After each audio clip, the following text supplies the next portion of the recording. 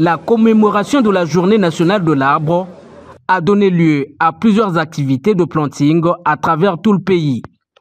À Brazzaville, celles-ci ont été patronnées par le Premier ministre, chef du gouvernement. Sur un site choisi au niveau de la forêt de la Patte d'Oie, dans le premier arrondissement Makelekele, Anatole Koliné Makosso, accompagné par les présidents du Sénat et de l'Assemblée nationale, ainsi que plusieurs personnalités publiques, ont enfoui dans le sol de nombreuses espèces d'arbres.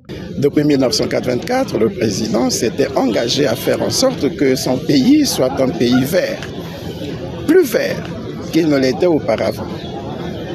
Parce que nous savions que par un pays vert, nous contribuons à un environnement sain et résilient. Nous contribuons à un développement durable.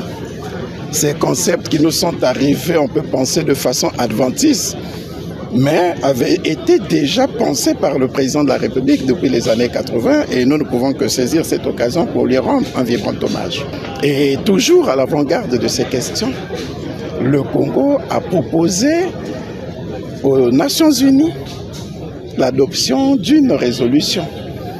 Et à la faveur de la 79e session de l'Assemblée générale des Nations Unies, la résolution a été adoptée, faisant de la période 2027 à 2036 une décennie des Nations Unies pour le boisement et le reboisement en vue de la gestion durable des forêts.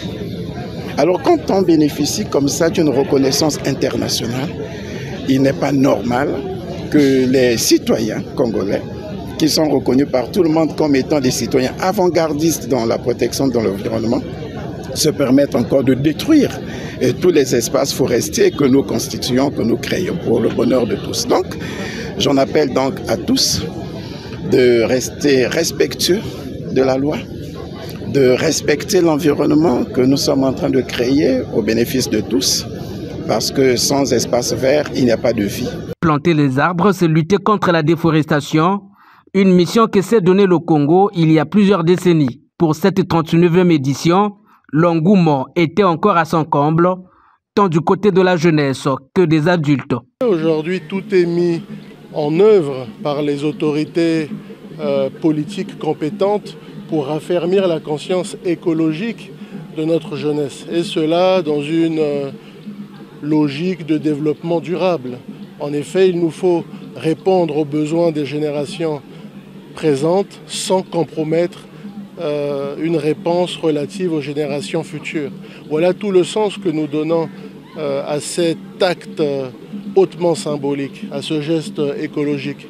Plus de 2000 plants de diverses natures plantés, le Congo perpétue sa tradition de lutter également contre les changements climatiques et la préservation de la nature, à la grande satisfaction des responsables des entités chargées de la jeunesse, en l'occurrence de Vadim Osde Mvuba, député national et premier secrétaire de la force montante congolaise, qui n'a pas manqué de saluer l'adhésion massive des jeunes à cette initiative. Cet acte a une portée hautement symbolique. Planter un arbre, c'est planter la vie. Aujourd'hui, il nous faut protéger notre environnement. L'Homo sapiens est aujourd'hui un Homo economicus, mais qui en vérité peut vivre en étroite harmonie avec Mère Nature. Et donc aujourd'hui, il nous faut la protéger par tous les moyens possibles. Ce planting d'arbres intervient quelques jours après celui patronné par le président de la République, Denis Sassou Nguesso, à Oyo, dans le département de la Cuvette, par anticipation. Les Congolais ne devraient donc pas seulement attendre le 6 novembre pour planter un arbre. Le site officiel qui a abrité cette édition a été aménagé par le projet national d'afforestation et de reboisement, bras technique du ministère de l'économie forestière.